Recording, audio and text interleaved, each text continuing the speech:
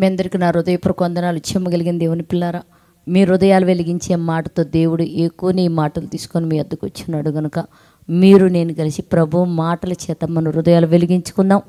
మన హృదయాలు వెలిగించబోయే ముందు రాత్రికాలం నుంచి మిమ్మల్ని, మీ కుటుంబాన్ని, మమ్మల్ని, సంఘాన్ని, భూమి మీద ఉన్న ప్రతి బిడ్డను జ్ఞాపకం చేసుకొని ఎన్నో మేలులు ఉపకారాలు చేసి మనకిచ్చిన ఆరోగ్యమును బట్టి, ఆవిష్యను బట్టి మన తండ్రి అయిన దేవుడికి శిరస్సు వంచి వందనాలు, స్తుతులు తెలియచేసుకుంటూ ఈరోజు ఏ మాటల చేత మన హృదయాలు వెలిగించాలనుకుంటున్నాడో ఆ మాటలు మనం ఒకసారి ధ్యానం చేస్తే దేవుని పిల్లారా, మరి మొదటి పేతురు పత్రిక 2వ అధ్యాయము, మొదటి పేతురు పత్రిక 4వ అధ్యాయము 7వ వచనంలో ఒక మాట రాయబడింది దేవుని పిల్లారా. అయితే అన్నిటి అంతము సమీపమై ఉన్నది కాగా మీరు స్వస్థ బుద్ధి గలవారై ప్రార్థన చేయుట యందు మెలకువగా ఉండు అని రాయబడింది. అంటే దేవుడు ఇవాళ ఒక మంచి మాటలతో మన హృదయాలు వెలిగిస్తున్నాడు.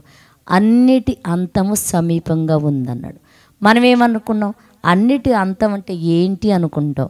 ఏమంటే మీరు బాగా ఆలోచించండి. మన ముందు దుష్టులు నివసిస్తుంటారు, అన్యాయం చేసేవాళ్ళు బ్రతుకుతూ ఉంటారు.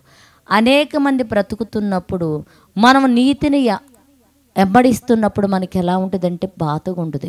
వాళ్ళు ఇన్ని పనులు చేస్తున్న వాళ్ళు హాయిగా ఉన్నారు కదా, నెమ్మదిగా ఉన్నారు కదా, నాకే ఎందుకు ఈ సమస్యలు వస్తున్నాయి, నాకే ఎందుకు ఇరుకులు వస్తున్నాయి, నాకే ఎందుకు ఇలా ఉంటుందని చెప్పేసి మనం ఏమవుతుంటామంటే మెలుకు అంటే దేవుని కోసం బ్రతికే విషయంలో మెలుకును కూలిపోతుంటాం దేవుని పిల్లరా.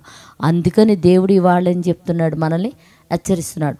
దేవుడు ఎక్కడున్నాడండి అని మాట్లాడే వాళ్ళు బాగున్నారా లేదా? చాలా బాగున్నారు మనకంటే. మరి వాళ్ళకంటే వాళ్ళు బాగున్నారు కదా మనకి. మరి మన పరిస్థితి ఏంటంటే ఇక్కడ చెప్తున్నాడు అన్నిటి అంతము సమీపమై ఉన్నది. అంటే వాడి అంతము సమీపంగా ఉంది కనుక మీరైతే ఏం చేయాలా? స్వస్థ బుద్ధి అంటే నీ బుద్ధికి అనారోగ్యం రావడానికి వీళ్ళని చూసి వీళ్ళని చూసి స్వస్థ బుద్ధి కలిగిన వారే ప్రార్థన చేయుట యందు మెలుకు కలిగి ఉండు. అంటే నీ బుద్ధికి రోగం రావడానికి వీళ్ళ, అనారోగ్యం రావడానికి వీళ్ళ. స్వస్థ బుద్ధి అంటే ఆరోగ్యకరమైన బుద్ధి. ఆ బుద్ధి కలిగి మెలుకుగా ఉండు, అంతం సమీపంలో ఉంది, జాగ్రత్త అన్నాడు. కనుక ఎవరైతే ఈ స్వస్థ బుద్ధి లేక మెలుకును కోల్పోయి ఉన్నారో అట్టి వారందరూ కూడా స్వస్థ బుద్ధి కలిగిన వారే మెలుకు కలిగి దేవుళ్ళు బ్రతుకున్నట్లు ప్రార్థన చేద్దాం. పరిశుద్ధుడా, క్షేమ కలిగిన మా పరలోకపు తండ్రి, నాయన నీ కృప కలిగిన నామానికి వందనాలు తండ్రి. అంతం సమీపములో ఉన్నదని మాకు తెలియచేస్తున్నావు నాయన. అయ్యా మెలుకు కలిగి స్వస్థ బుద్ధి కలిగి మమ్మల్ని బ్రతకమని చెప్తున్నావు తండ్రి నాయన. మా చుట్టుపక్కల అన్యాయమునైనా ఘోరాలు నా తండ్రి అవన్నీ జరుగుతున్నప్పుడు ఏంటి పరిస్థితులను మమ్మల్ని చూసినప్పుడు తండ్రి, ఇదిగో మా స్వస్థ బుద్ధిని మేము కోల్పోతాం.